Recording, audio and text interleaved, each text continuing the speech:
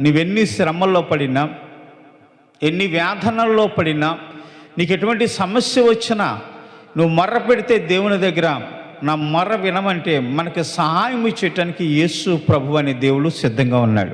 ఆయన మన మొర్ర వినే దేవుడు. అయితే నీ యందు మరి పరిపూర్ణమైన విశ్వాసం ఉంచమని విశ్వాసము కలిగి మనం ప్రార్థన చేసే అనుభవం కలిగి ఉండాలి. విశ్వాసం లేకుండా దేవుని దగ్గర ప్రార్థన చేస్తే, అడిగితే మన మొర్ర దేవుడు వినడండి. విశ్వాసము లేకుండా దేవుడికి ఇష్టడై ఉండుట అసాధ్యము. మనం విశ్వాసంతో ఉండాలి. మనం విశ్వాసంతో ఉన్నప్పుడు ఎదురువాడికి ఇష్టంగా ఉంటాం.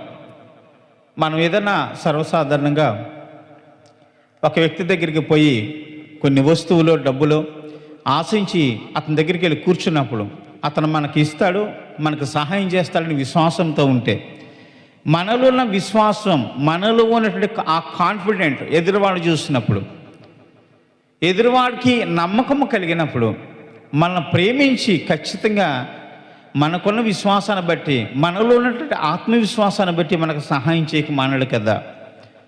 ప్రియులారా, ఆలోచించండి. ఈ రోజున మనము సహాయం చేయమని దేవుని దగ్గర అడిగితే మొట్టమొదటిగా మనకి విశ్వాసం ఉంటాము.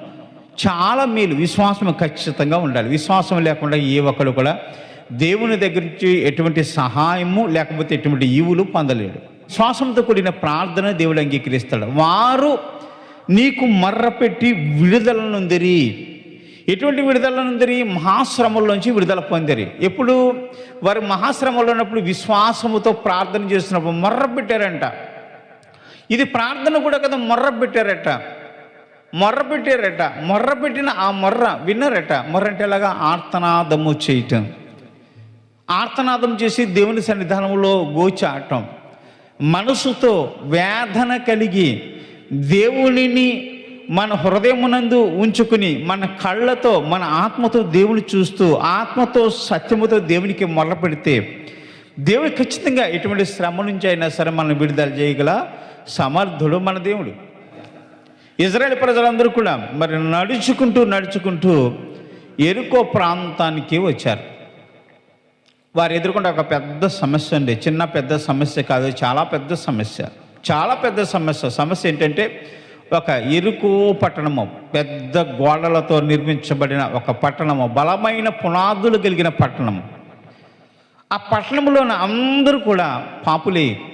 పాప సంబంధమైన విగ్రహారాధన చేసేవారు. పాప సంబంధమైన చెడు కార్యాలు చేసేటువంటి వారు.